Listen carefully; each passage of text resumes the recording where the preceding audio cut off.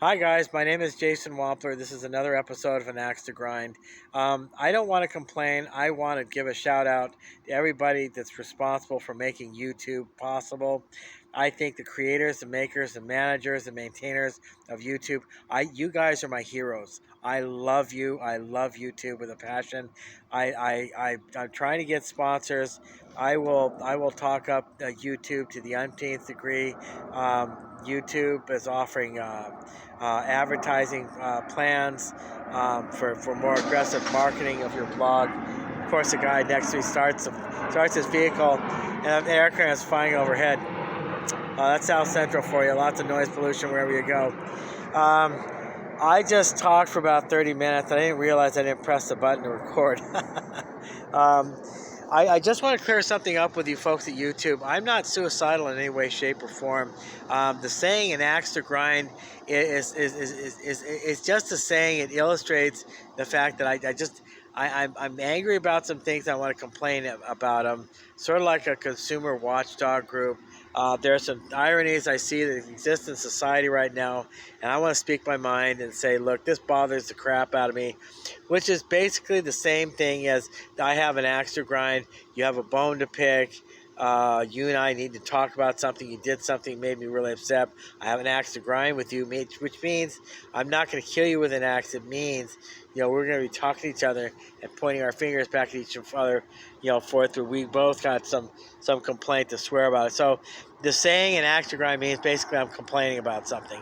It has nothing to do with my state of mind, any mental health issues. I take Seroquel at night because I'm always high and happy, and I can't get to sleep. I think sleeping is something that just kind of gets in the way when I'm really busy. But I can assure you folks and YouTube that I'm just fine. I would never consider suicide at all. I love life. I love my life a little bit too much. I could use some more money, but we won't talk about that either. Um, Eventually the money will come through, I hope. No, I shouldn't say I hope. It will. Okay, so here we go. Um, I want to talk about Kurt Cobain's murder. I just want to reiterate there are four main reasons why Kurt Cobain did not commit suicide. It's impossible that Kurt Cobain committed suicide. Reason number one, his personality, his personality profile, his motivation for committing suicide are not there. Kurt Cobain was frustrated with the corporate mechanism, the way it handled music. And the music industry is on its ear right now because it doesn't know what hell it's doing, and musicians are no longer coming to its aid.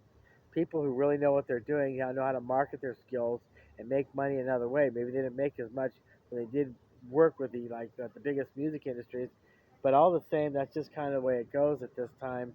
Kurt Cobain was burnt out. He fired. He wanted to break away from Dave Grohl and Chris Novoselic and just start a new a new approach. He wanted to start a new project. Kurt Cobain was a very, very creative soul. His daughter Frances Bean, she takes after him. She's a wonderful gal. She's an artist. She's an insightful, passionate woman. I'm a great admirer and respecter of hers, and you can see the resemblance between her and her father. Kurt Cobain um, was just burnt out. He wanted to go home, get 18 days of sleep, and regroup.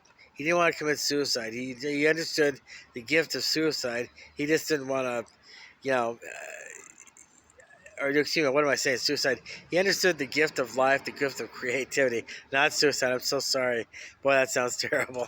Um, Wake up, Jason. You might need more coffee. You know what? I think I'm going to do that. Hold on for just a second. Let me put my glasses on. Go get my coffee. Okay, hold on. Okay, so now let's just get through the other three reasons. So reason number two, uh, his system was full of heroin. You don't have the ability or presence of mind to handle a shotgun to commit suicide with. If you're sober, it's hard enough. If you're sober, it's hard enough handling a shotgun and firing at somebody else. If you're under the influence of heroin and you just can't think or stand straight, there's just no way you're going to handle a shotgun, much less point it at your mouth and blow your brains off. That's reason number two, and I know it sounds insensitive, but it needs to be said. Number three is, this is this is where things get a little dicey. Courtney Love, whatever her name is, she wrote in her journal, "Get arrested," and that information was retrieved by a woman who's a private detective. She actually did. She actually made kind of a boo boo. She broke into somebody's house or apartment, got Courtney Love's purse, and took it out and took several items from that bag from that trip bag. And boy, I mean, if she would have gotten caught, um, this whole investigation would be buried, and that woman would be doing time. Not Corey, I'm sorry, not Courtney Love, the lady who's a private investigator. If she'd got caught taking that out of Courtney Love's purse, she would have gotten just a boatload of trouble. So what she did was not legal; it was surreptitious, but it yielded results. She got that journal of her Courtney Love's, and in Courtney Love's handwriting, it said "Get arrested." So and that kind of came through for her. Her plan was to get arrested on the day that the murder was supposed to be carried out against her now late husband. So she was doing this in an attempt to establish an alibi, but it's that kind of hiding in plain sight just didn't work out. The timing doesn't work out. It was pretty obvious what she was doing. She's trying to establish an alibi so that she couldn't be blamed for her husband's quote unquote death, or what everybody call it, suicide. So Kurt Cobain's personality profile is number one.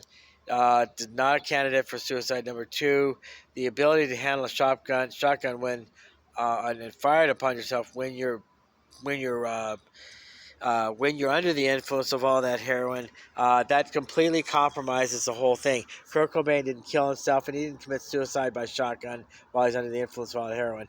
And the third reason is, of course, Courtney Love's entry in her journal, "Get Sanctified." She read, yeah. Excuse me. She wrote in her personal journal. I'm sorry, I'm struggling to stay awake. She wrote in her personal journal, "Get arrested," and then that worked out to where she got arrested on the day of her husband's murder. So I just, and I can imagine Frances being there as a little girl and going through all this crap. I mean, but that's the fourth main reason. No, actually, the third main reason. The fourth reason is the handwritten suicide note, which I've looked at it and I can tell the difference. It's written by two different people. But if you look closely at it, there's actually three different styles of handwriting on that one page. And I don't know. I mean, Courtney Love was divorcing him, or on her way from, trying to divorce him. She was putting a distance between him and herself because Courtney Love was getting fed up with Kurt's addiction to drugs and I believe in alcohol. And Kurt had his reasons. He had those weird stomach pains, but mostly he just drank a lot because he just was really upset about all the fame. He wanted people to listen to his music instead of worship him as a rock icon. So again, he was a very creative soul. So anyway, so we have the handwriting, Courtney Love's journal entry. We have the inability to operate a shotgun under the influence, and then of course we have,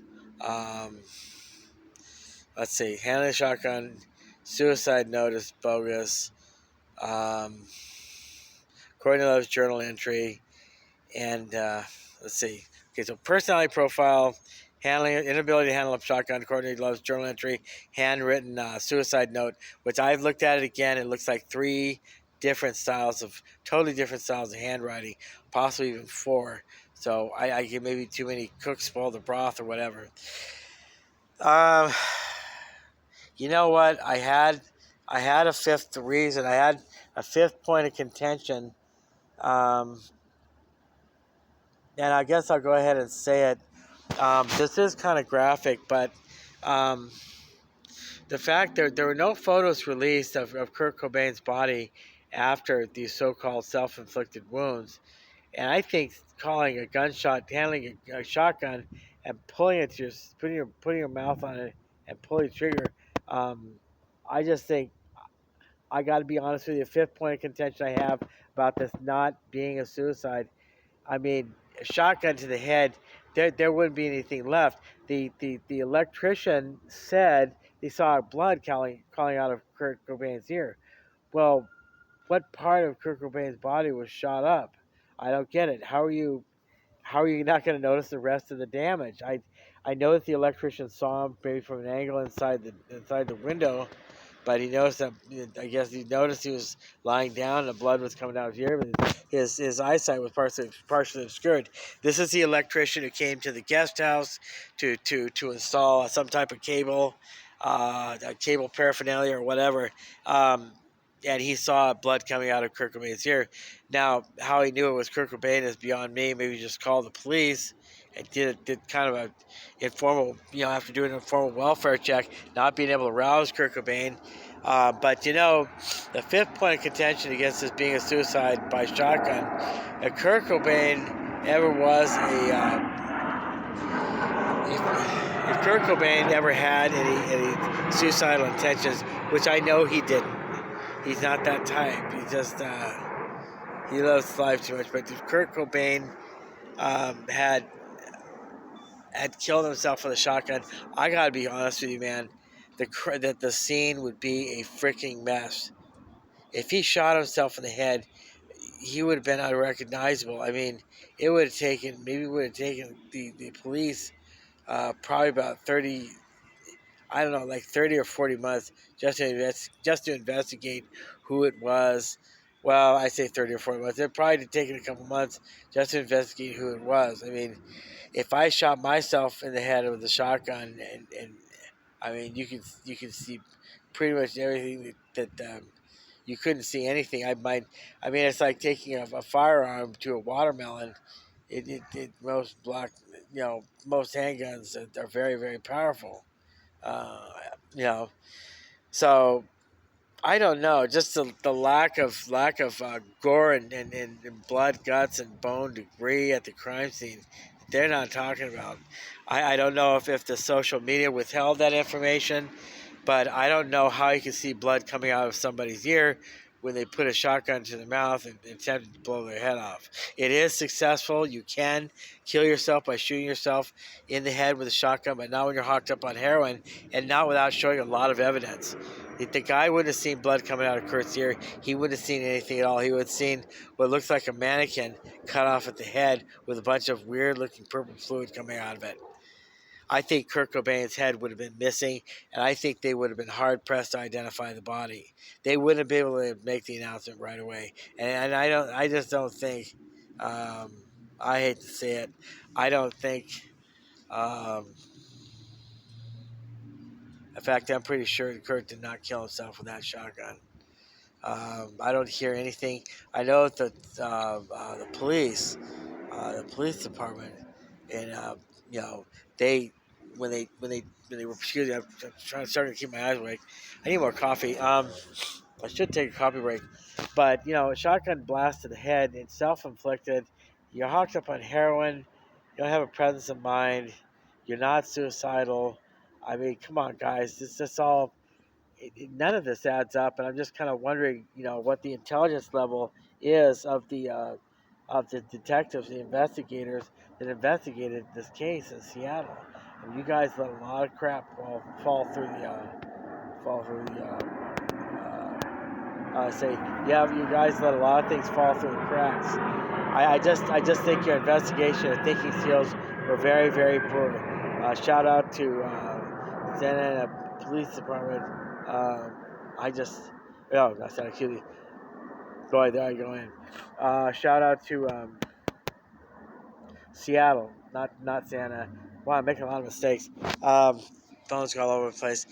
Shout out to Seattle Police Department. Hey guys, reopen the case. It's foul play. Do your job properly this time. So here's what I'm going to do. I'm going to take a little bit of a sabbatical off this subject because I need to do more research, come up with a hypothesis or some type of conjecture as to what happened. As per the last time that I talked about a high-profile celebrity death ruled as an accident or suicide. Of course, that was about Natalie Wood. I hope that you guys hit the like button, hit the subscribe button, leave as many comments as you want, leave a comment as long as you want, use any type of language that you want. I really, really, really do not believe in censorship hypocritical piety, standing on media platforms. I'm not somebody who's thin-skinned or overly sensitive to what people say. Okay, so we're at the 15-minute mark, and that's it. These videos are only going to last 15 minutes because I think people on YouTube, myself included, have short attention spans. I've got to keep your interest up. This has been another episode of AnAxToGrind with me, your host, Jason Wampler. I know the phone is moving all over the place, and I know I keep playing with my hair. I like my hair, but I think I'd look better with a different type of camera. In the meantime, this is all I've got. This is all it's worth, and we'll talk to you later. And I'm probably going to shoot another episode tomorrow around the same time, around 2:30, 3 o'clock in the afternoon. You guys take care of yourself. Bye-bye.